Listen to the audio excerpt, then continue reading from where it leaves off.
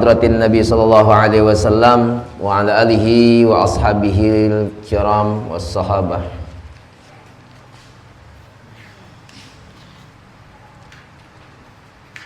Thumma ila arwahi abaina wa ummahatina wa ajdadina qurabatina wa ila hadratin Nabi. Al-Fatihah. A'udzu billahi minasyaitonir rajim. Bismillahirrahmanirrahim. Alhamdulillahi rabbil alamin arrahmanir rahim maliki yaumiddin iyyaka na'budu wa iyyaka nasta'in ihdinas siratal mustaqim siratal ladzina an'amta 'alaihim ghairil maghdubi 'alaihim waladdallin amin. Bismillahirrahmanirrahim. Alhamdulillahi rabbil alamin. Allahumma shalli wa sallim wa barik ala sayyidina wa nabiyina wa habibina wa syafi'ina wa maulana Muhammad al-amin wa ala alihi wa ashabihi ajma'in. Qala al-mu'allif rahimahullahu ta'ala wa adama an-naf'a bi ulumihi wa ulumikum fid dharain amin.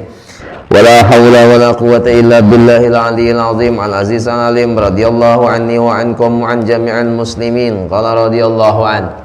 Alhamdulillah, pertama-tama kita ucapkan kehadirat Allah Subhanahu wa taala.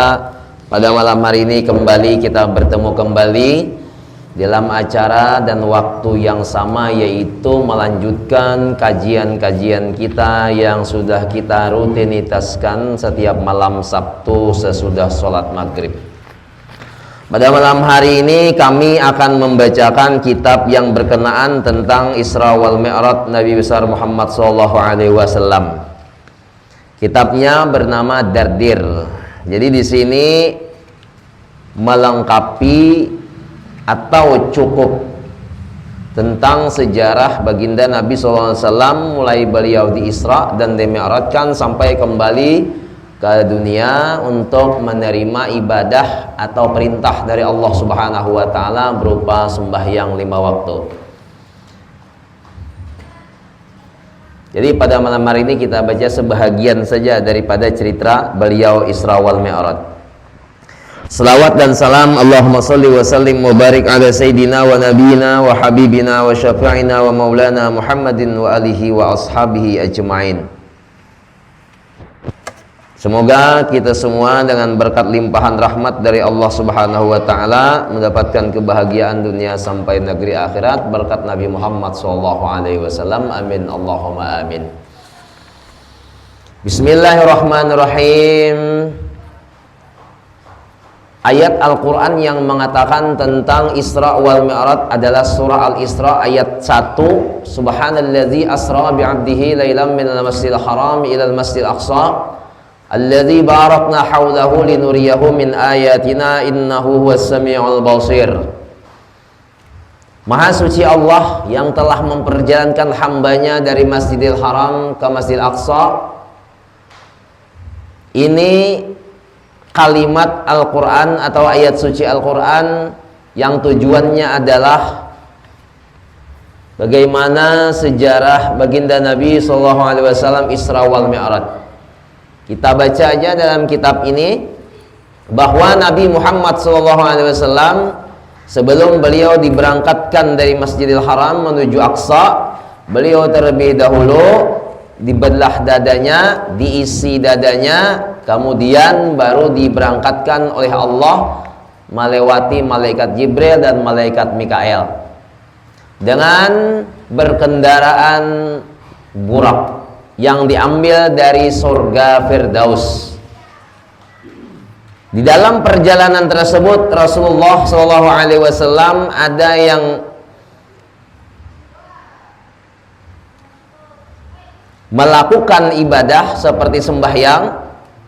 Selama 4 kali beliau sembahyang. Pertama sembahyang beliau di Taibah atau di Madinah 2 rakaat, kemudian lagi melompat buraknya, dan ibadah lagi beliau di satu tempat namanya adalah Syajar Nabi Musa, sembahyang lagi 2 rakaat.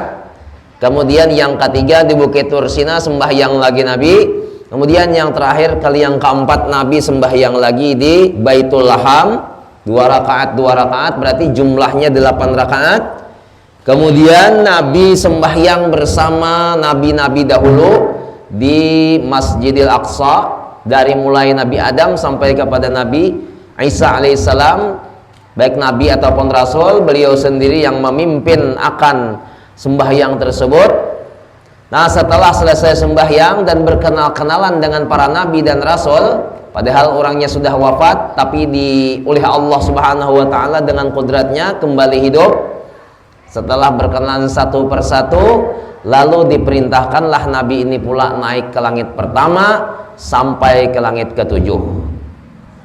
Nah, di antara yang ditemui oleh Nabi Shallallahu Alaihi Wasallam selama di perjalanan menuju Aqsa itu, Nabi ini dilihatkan oleh Allah Ta'ala sesuatu yang menyenangkan dan sesuatu yang menyedihkan. Di antara yang menyenangkan Nabi adalah Nabi pada satu ketika lewat satu kaum. Kaum ini menanam satu hari dan menuai satu hari. Setelah dituai, dipanen kembali ke keadaan seperti semula. Misalnya Nabi melihat orang menanam padi satu hari langsung tumbuh, langsung berbuah, langsung dipanen. Udah dipanen, kemudian berbuah lagi, masak lagi, berbuah lagi, masak, panen lagi, berbuah lagi, masak, panen lagi, begitu seterusnya. Inilah yang dilihat oleh Rasulullah Sallallahu Alaihi Wasallam. Lalu Nabi bertanya kepada Jibril, man haza, ma haza ya Jibril, ini apa ya Jibril? Artinya ini sebab perbuatan amal apa yang dilakukannya waktu di dunia. Lalu Jibril menjawab, haula'il mujahiduna fi sabilillah ta'ala tudha'afu lahumul hasanah bi sab'i mi'ati dhafin wa ma anfaqu min syai'in fahuwa yukhlifuh. Ini kata malaikat Jibril, wahai Rasulullah, waktu di dunia dia berjuang di jalan Allah Subhanahu wa taala. Berjuang kalau di zaman Nabi perang, kalau berjuang di zaman sekarang memerangi kebodohan. Memerangi kebodohan itu berjuangannya baik melewati pengajian-pengajian atau sarana untuk pengajian ataupun pendidikan di pondok-pondok pesantren ataupun sarana-sarananya itu yang pendanaannya itu. Nah, ini termasuk orang yang berjuang. Orang yang menginfakkan hartanya di jalan Allah Subhanahu wa taala untuk kepentingan-kepentingan umum, yang kepentingan umum itu adalah agama Islam, seperti pendidikan-pendidikan. Nah, dia berjuang untuk mendidik anak-anak bangsa untuk supaya mereka ini paham dan bisa dalam ilmu agama dan mempertahankan agama Allah yang ada di bumi ini. Nah, bantuan-bantuan mereka itu adalah perjuangan. Nah, orang yang berjuang itulah yang dimaksud oleh Jibril, bahwa dia akan mendapatkan nanti tanaman yang ditanam lalu dipanen, berbuah lagi, panen lagi, berbuah lagi, begitulah seterusnya. Ini akan dirasakan setiap orang-orang yang berjuang, baik berjuang di masjid, di musala, di pesantren ataupun di majelis taklim. Intinya adalah perjuangan agama Islam. Nah, jadi setiap satu kebaikan dibalas Allah Ta'ala 700 kebaikan. Bila kita bersedekah umpamanya atau berinfak wakaf satu, maka dibalas oleh Allah Ta'ala 700. Di mana Allah Ta'ala membalas? Tentunya nanti di negeri akhirat. Nah, ini yang pertama, sesuatu yang menyenangkan bagi Nabi kita Muhammad Sallallahu Alaihi Wasallam.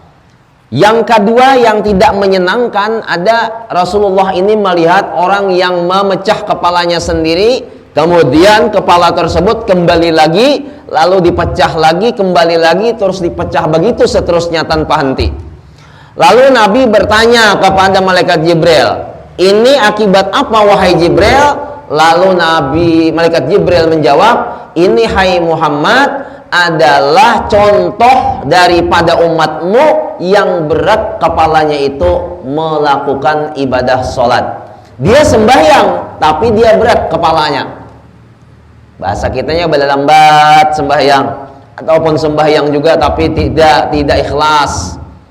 Nah, ini orang yang tidak sembahyang, apalagi ini orang yang berat kepalanya melakukan sholat, apalagi orang yang tidak sholat sama sekali. Nah, ini dicontohkan oleh Allah Ta'ala kepada Nabi kita supaya Nabi ini bercerita di belakang hari. Akhirnya ya Nabi bercerita itu. Nabi bercerita waktu pulang Isra Mi'raj, beliau dibukakan hijab, dibukakan kasyaf oleh Allah sehingga melihat akan surga dan neraka dan apa saja sesuatu yang menyebabkan orang masuk neraka dan surga. Jadi kita jangan sampai berat kepala melakukan ibadah ritual sholat ini, karena inilah nanti akan dicucuk atau dipalu. Yang memalunya adalah dia sendiri. Kepalanya lalu pecah, kembali, pecah lagi, kembali, pecah lagi, dan begitu seterusnya. Bismillah. Nah, ini yang dilihatkan oleh Allah kepada Nabi. Kemudian Nabi diperlihatkan lagi, summa utiya ala qaumin baina aidihim lahmun nadijun fi qudurin wa lahmun akharu nai'un khabisun faja'alu ya'kuluna minan nai'il khabisi wa yad'una an-nadhiha thayyiba faqala ma hadha ya Jibril qala hadha ar-rajulu min ummatika takunu 'indahu al-mar'atul halal at-tayyibah fayati imra'atan khabisatan fayabitu 'indaha hatta yusbiha wal mar'atu taqumu min 'indi zawjiha halalan tayyiban fatati rajulan khabisan fatabitu ma'ahu hatta tusbiha. Lalu Nabi berjalan lagi. Nah, ini kan kitabnya yang kita baca Bapak Ibu malam ini. Kitabnya langsung yang kita baca, sejarah Isra Mi'raj.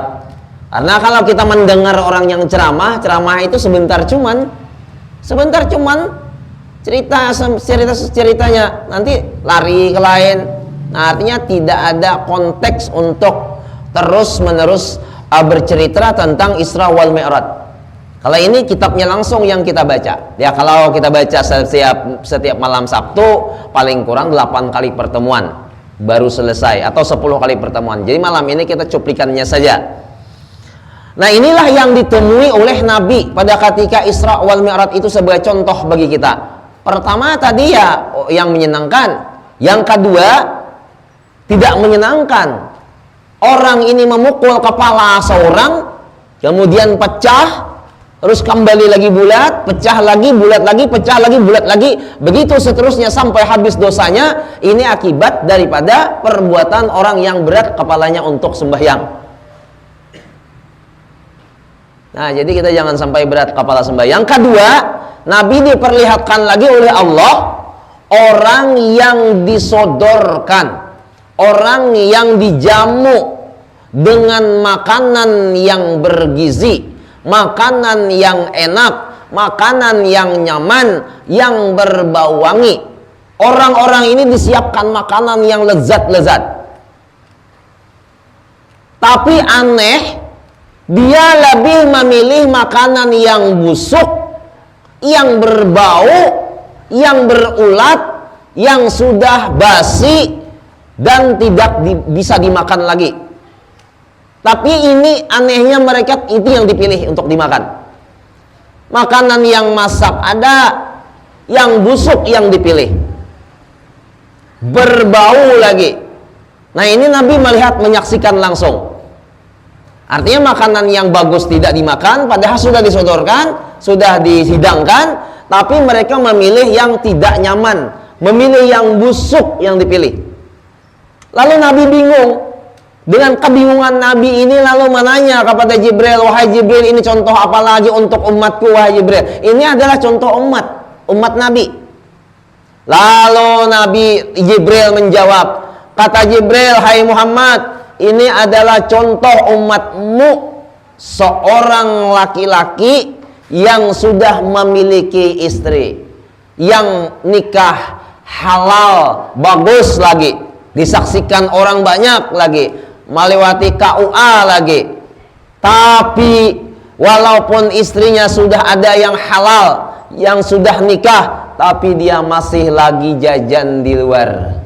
Nah, jajan keluar, mencari wanita WTS, mencari wanita yang tidak halal. Kalau wanita yang tidak halal ini macam-macam. baik itu memang sudah kerjaannya WTS atau ada juga orang yang selingkuh, yang selingkuh. Nah, ini berselingkuh dengan wanita yang sudah punya suami. Nah, ini namanya tidak halal. Nah, jadi bagi orang-orang yang berselingkuh, baik laki-laki maupun perempuan yang sudah ada punya suami, halal suaminya, tapi dia masih lagi berselingkuh kepada laki-laki yang tidak halal. Apalagi sama-sama laki-laki berselingkuh kepada perempuan yang sudah punya suami, yang wanita yang bersuami berselingkuh dengan laki-laki yang sudah punya istri. Ini kan sama. Ini bahayanya. Nah, maka orang yang seperti ini kerjaannya di dunia dan dia tidak bertaubat kepada Allah Ta'ala sebelum mati, maka orang ini nanti di dalam kubur, di dalam negeri akhirat, yakni di dalam neraka, disiapkan makanan yang lezat, tapi dia memilih yang busuk, sambil dibakar lagi oleh Allah Subhanahu wa Ta'ala. Nah, inilah yang dilihatkan oleh Allah kepada Nabi kita Muhammad sebagai contoh. Kadang kita melakukan dosa ini tidak tahu akibat, tidak tahu dosanya, tidak tahu apa nanti yang akan diperbuat Allah Ta'ala di dalam neraka. Jadi bukan saja kita ini dibakar, bukan saja dibakar, juga dikasih makanan yang busuk, yang tidak lezat, akibat daripada perselingkuhan tadi. Apalagi yang diselingkuhi ini adalah tetangga. Kalau tetangga, kalau kita berselingkuh dengan tetangga itu lebih besar dosanya daripada berzinah dengan 70 wanita yang bukan tetangga. Maka yang banyak terjadi adalah tetangga. Maka hukum Islam menyatakan bagi orang yang berselingkuh ini yang sudah punya suami atau sudah punya istri, itu dirajam sampai meninggal. Tapi kita sekarang hukumnya Indonesia. Nah, kalau di dunia ini tidak dihukum hukum rajam, maka hukum Allah Ta'ala di akhirat akan tetap dilakukan. Tapi kalau di dunia kita sudah dirajam, maka di akhirat tidak lagi. Nah, inilah kelebihannya orang yang sudah dihukum di dunia. Cuman di Indonesia kita tidak ada hukum seperti itu. Kemudian Nabi lagi berjalan terus, Nabi lagi diperlihatkan oleh Allah Subhanahu wa Ta'ala. Ada lagi Nabi melihat orang yang berenang di sungai darah. Nah, ini di sungai darah. Sungai itu airnya darah. Di situ berenang umat Nabi Muhammad. Bukan saja berenang, tapi juga yulqamu al-hijarah, sambil ditawak, sambil dilempari akan batu-batu besar. Sudahlah berenang di lautan darah, kemudian dilempar-lempar pula pakai batu. Nah, lalu Jibril bertanya, Rasulullah bertanya, kata Rasulullah, faqala ma hadza ya Jibril, ini contoh apa lagi wahai Jibril? Qala, Jibril menjawab, haza mislu akilur riba. Ini Muhammad contoh umatmu yang memakan harta riba. Memakan harta riba. Riba kan ada 3. Pertama ribayat. Ribayat itu orang yang jual beli tidak pakai ijab kabul. Tidak ada jual tukar. Tidak ada jual tukar. Bila ada orang yang jual beli tidak ijab kabul, itu riba. Kadang orang bingung. Punya anak durhaka, punya istri durhaka. Dan dia begitu bicara sama orang lain, kenapa anakku durhaka, kenapa istriku durhaka, padahal aku tidak ada mengasih makan yang haram. Maksud dia tuh mungkin begini, kadida memberi makan yang haram hasil dari curian aja mungkin, atau hasil dari mengurangi takaran, atau hasil dari mengurangi timbangan, atau hasil daripada menipu. Mungkin seperti itu. Perbuatan atau pekerjaan yang haram ini tidak mesti menipu, tidak mesti mengurangi takaran, mengurangi timbangan. Juga termasuk tidak ada ijab kabul. Nah, jadi palamun orang berjualan apakah? Baik barang sembako atau lainnya. Jangan lupa, jangan kada ingat, juallah tukar. Jual tukar. Kalau kita belanja, tukarlah atau belia semua ini barang, ya kata penjual. Itu sudah cukup. Jadi jangan kada ingat ijab kabul. Ijab kabul itu maksudnya penyerahan dan penerimaan. Apabila kita nukar umpamanya nukar ruko sebungkus, serahkan duit, ambil barang, atau serahkan barang, serahkan duit. Tidak ada ucapan jual beli, itu tidak ada. Itu rokoknya riba. Ini hasil daripada jual beli riba ini. Siksaannya nanti di neraka adalah berenang di lautan nanah dan darah dan dilemparkan batu-batuan.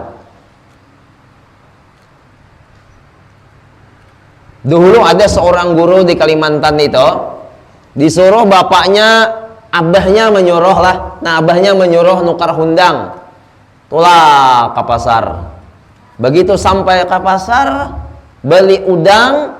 Sudah beli udang, kata si anak yang disuruh orang tuanya tadi, Pak, saya beli ini udang. Bahasa Banjarnya toh, tukarlah, paman, tukarlah, nah, nih hundang nih tukar.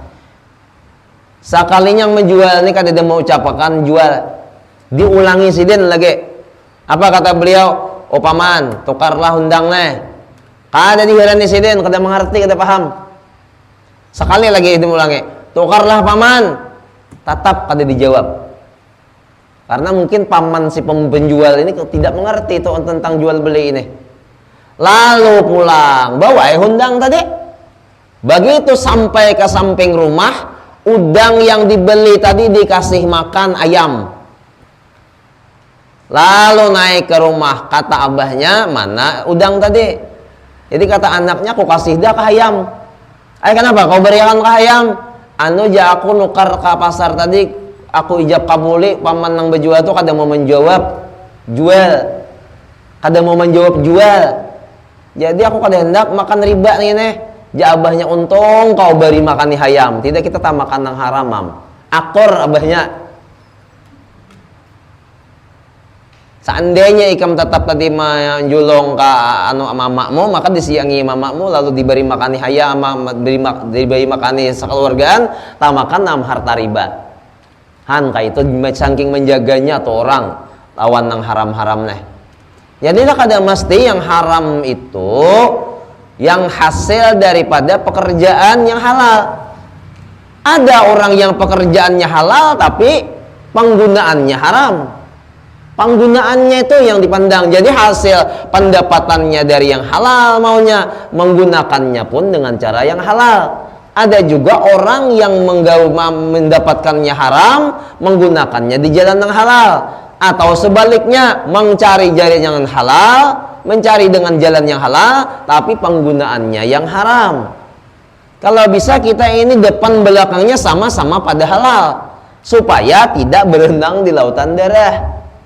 Ini dilihat langsung nanti, dilihat langsung oleh Rasulullah di hari kiamat, di dalam neraka, akibat daripada orang yang memakan harta riba.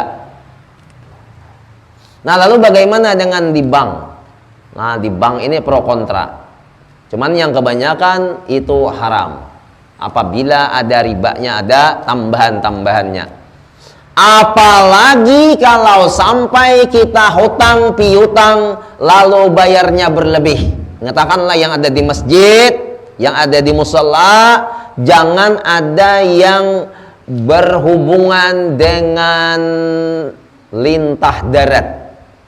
Jangan ada yang sampai berhubungan dengan lintah darat.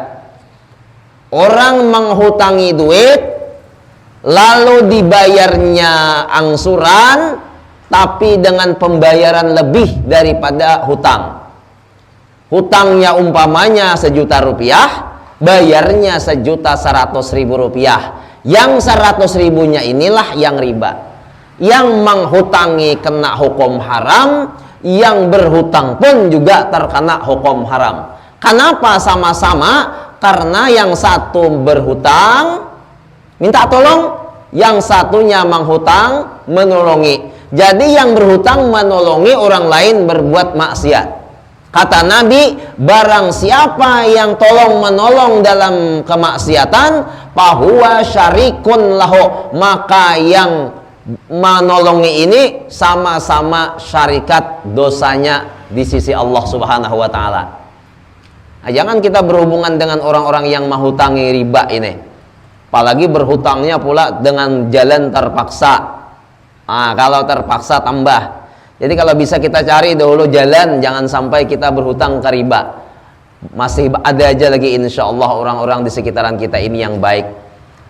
Apalagi kalau kita berhutang itu untuk usaha. Jangan sampai kita berusaha dengan jalan riba ini.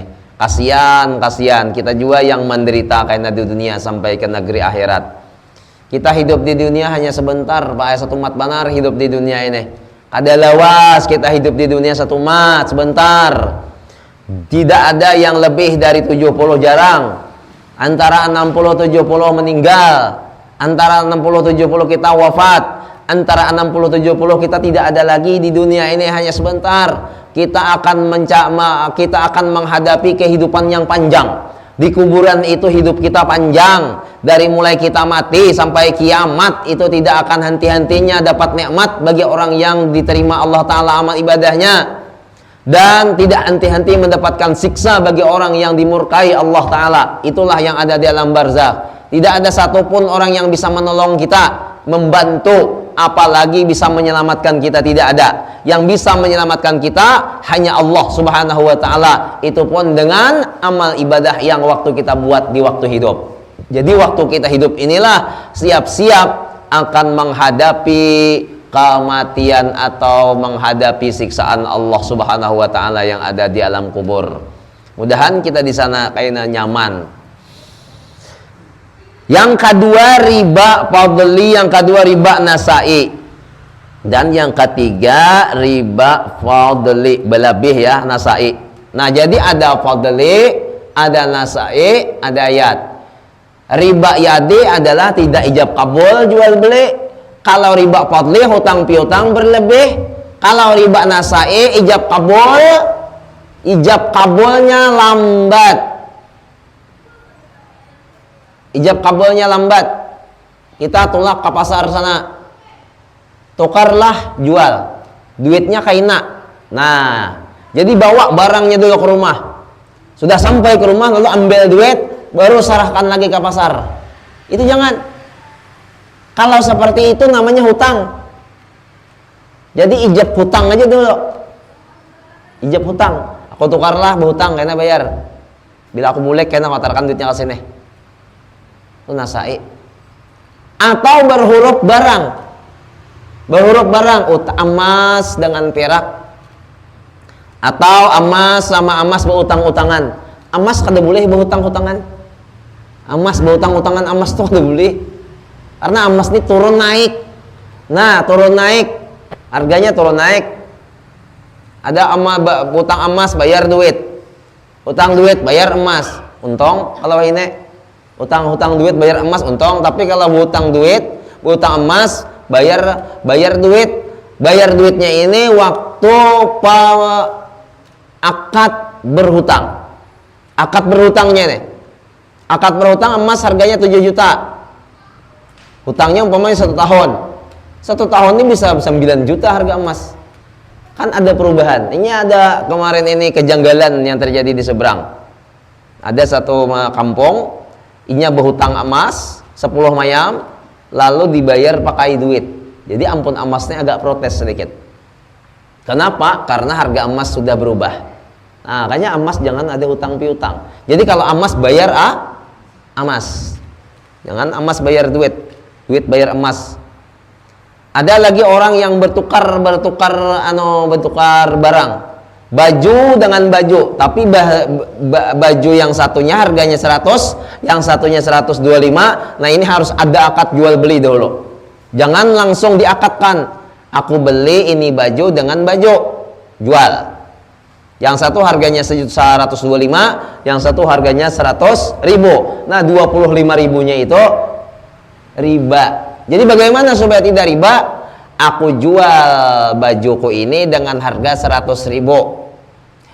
Aku beli baju ini dengan harga 100.000 dan ku beli dengan baju pulang seharga 25.000. Jual, tukar. Dan yang ada di 25.000 lebihnya itu ku beriakan aja. Nah, baru selesai. Nah, jadi berat kalau soal riba ini kalau kita tidak mengerti dan tidak paham. Kadang orang tidak mengerti seperti lagi orang yang mencuri. Orang yang mencuri lalu hasil curiannya itu dimakan. Nah, dimakannya aku aja walaupun gawian menyuntan tapi aku pengenang memakan, bini anak kada memakan.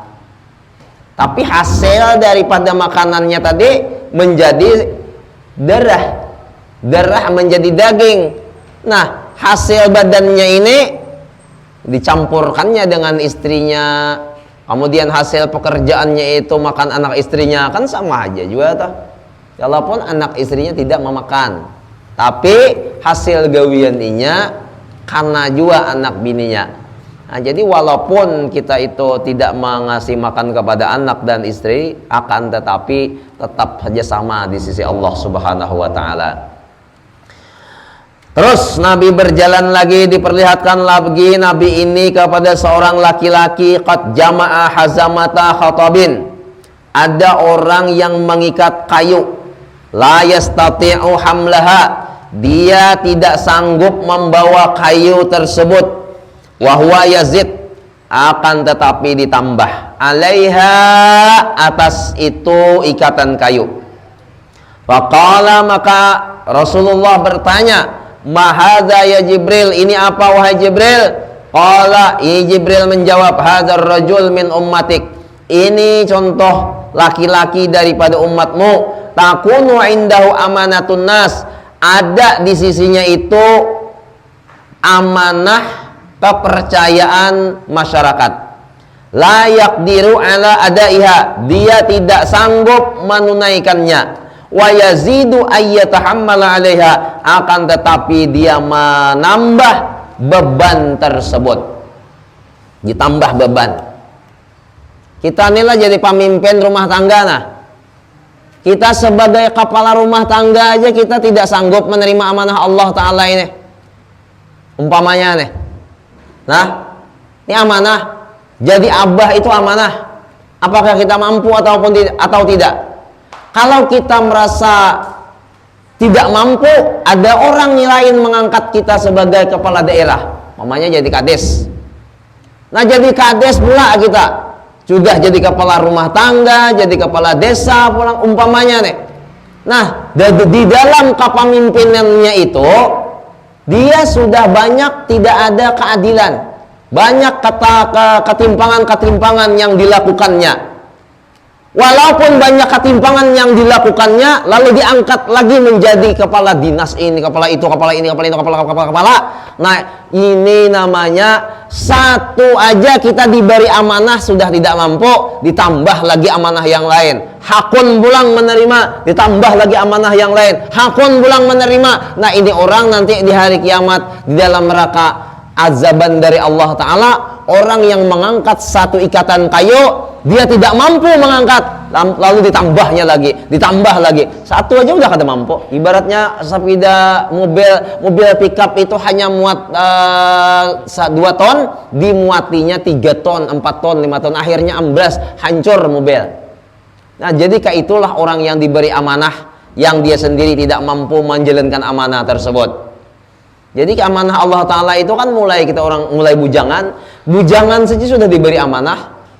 Kita sendirian aja kadang banyak tinggal sembahyang, ditambah kawin pulang umpamanya kayak apa maharagu anak bini dan seterusnya, diangkat orang pulang jadi kepala daerah, diangkat orang pulang jadi ini jadi itu macam-macam. Nah, jadi kalau kita tidak mampu menyandang amanah ini, jangan coba-coba kita menerima amanah. Lebih karena kita berlomba-lomba untuk jadi pemimpin, jangan kalau kita merasa tidak mampu. Karena banyak ketimpangan-ketimpangan kayaknya yang kita gawi. Apalagi bantuan-bantuan. Ini akibat daripada banyaknya ketimpangan dan duitnya tidak sampai ke masyarakat, akhirnya dipotong. Kepala desa kan dipotong, wah ini bantuan dari pusat berapa? 80% ya lah bay. 80% dipotong, tinggal lagi 20%. Jadi jika kepala desa ada di satu daerah aku nyambat nangpungnya amun 20% lagi aja hagen orang desa ay. Artinya hagen orang-orang yang begawi di kantor desa ay lagi. Kada kawal lagi sagan membagi ke masyarakat. Bagus lagi. Magunjuha kada dialokasikan. Bila ada duit masuk ke kan dalam parut. Bila ada duit masuk ke kan dalam parut. Bila ada duit masuk ke kan dalam parut, kada buncet lah parut. Makanya merata tuh buncet parut.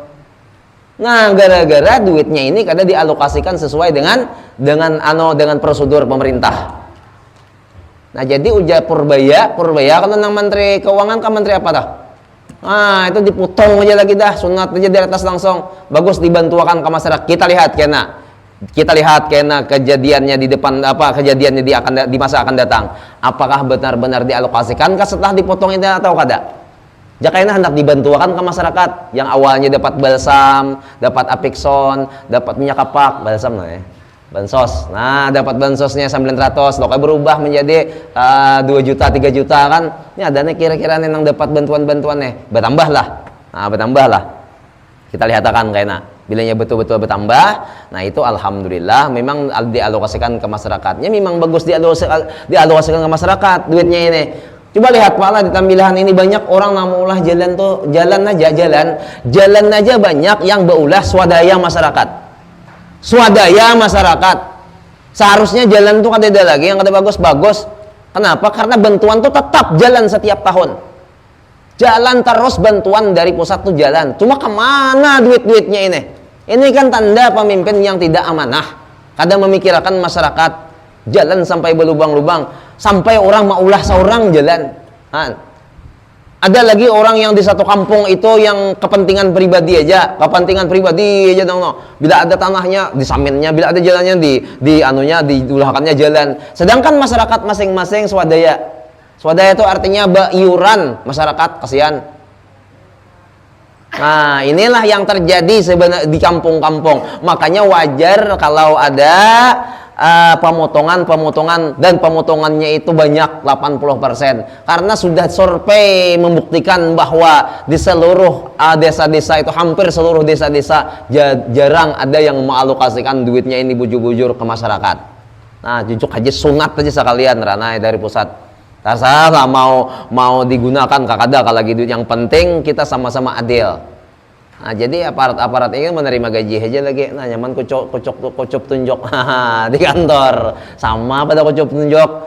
Nah, itu Bang. Nah, ini kan kada amanah. Nah, orang yang tidak amanah seperti ini itu sama halnya mengangkat kayu yang satu ikatan tidak kuat ditambahi lagi dengan yang lain. Nauzubillahi min zalik. Jangan sampai kita yang seperti ini. Intinya jangan kita hendak jadi pemimpin kalau kita kada mampu. Memimpin diri sendiri aja kita kada mampu. Contohnya ulun dulu lah, memimpin diri seorang jangan ngalih baiklah, apalagi memimpin diri orang tuh seperti anak, bini, kada mampu. Apalagi memimpin nang masyarakat tambahnya. Jadi kalau kita jadi pemimpin, berdoa lawan Allah Ta'ala, ya Allah, bantu hambamu ini memimpin diri, bantu hambamu ini memimpin istri dan anak, bantu hambamu ini memimpin orang lain kalau kita jadi petugas selain daripada kepala rumah tangga. Nah, supaya Allah menolongi kita dapat menjalankan amanah. Itu yang terpenting. Nah, kemudian selanjutnya Rasulullah diperlihatkan lagi orang yang mencakar muka Pak Aina. Nah, mencakar muka. Dicakar muka hancur kembali lagi. Lalu ditanya Jibril, "Wahai Jibril, ini apa?" Ini adalah kata Jibril, orang-orang yang bisa baca ramah. Nah, baca ramah. Orang dicaramahi, orang selamat, seorang kada. Inilah gawian-gawian penceramah inilah khutabaun nas. Suka menasihati orang, suka mengkhutbah kepada orang, tapi dia sendiri tidak mengamalkan. Wa yaquluna ma la taf'alun. Mereka berkata tapi mereka tidak melaksanakan. Sembahyang itu wajib. Sembahyang itu bila ditinggalkan haram. Sekalinya kan ada sembahyang. Ini khutabaun nas namanya. Menggibah itu haram. Sekalinya sidin nang menggibah. Dan seterusnya dan seterusnya. Jadi berat juga jadi penceramah ini berat benar. Makanya banyak orang nang kada hendak menjadi penceramah padahal orangnya alim benar. Nah walau orangnya alim, kenapa mereka tidak sanggup menerima ini? Kemudian lagi Nabi dilihatkan orang yang tadilah memotong lidah. Nah, lidahnya dipotong. Jadi yang lidah dipotong itu adalah penceramah-penceramah yang tidak menggawi apa yang diucapkannya. Yang kisah mencakar ini ialah orang yang menggibah orang lain. Nah, orang yang menggibah, orang yang menjelek-jelekan, orang yang menyebut kesalahan dan keaiban orang lain di belakang dirinya. Nah, si Anotos begini-begini, si B itu begini-begini, si C itu begini-begini. Nah, itu jangan sampai kita seperti itu. Artinya menjelek-jelekan orang di belakangnya. Ini namanya adalah gibah ataupun gosip. Ujar bahasa Banjarnya adalah mangunyai orang. Nah, jadi orang yang menggosip orang lain, maka ini nanti di dalam neraka dia akan mencakar mukanya sendiri. Mudah-mudahan kita semua diselamatkan oleh Allah Subhanahu wa ta'ala. Dan intinya di dalam kitab kita sini Rasulullah SAW adalah untuk memberikan contoh orang yang berbuat baik dan orang yang berbuat jahat. Bagaimana supaya kita dapat menyikapi perbuatan baik dan perbuatan jahat ini bisa menjadi tamsil dalam kehidupan sehari-hari untuk supaya selamat dunia sampai ke negeri akhirat. Kira-kira ini saja yang dapat kami sampaikan. Mungkin malam ini adalah malam yang terakhir sebelum kami berangkat umrah. Insyaallah hari Selasa saya sudah terbang dari hari Selasa, hari Rabu sudah terbang dari Pekanbaru ke Kuala Lumpur, kemudian Kuala Lumpur ke Jeddah. Jadi minta doakan kepada Bapak Ibu mudah-mudahan selamatan, tulak dan bulik, dan diterima segala amal ibadah selama di jalan. Jadi mudah-mudahan kami selamatan berataan kelompok 51 orang. Dan malam Sabtu depan kita libur, kemudian malam Sabtu depannya lagi libur, kemudian malam Sabtu yang ketiga nanti baru kita pengajian lagi. Nah, jadi kurang lebih parayan ini 2 kali malam Sabtu. Nah, malam Sabtu depan, dan malam Sabtu yang berikutnya insya Allah kita sudah pengajian. Jadi 2 kali kita parayan. Nah, ini yang dapat kami sampaikan. Ampun maaf bila ada kekurangan. Wabillahi taufik wal hidayah. Assalamualaikum warahmatullahi wabarakatuh.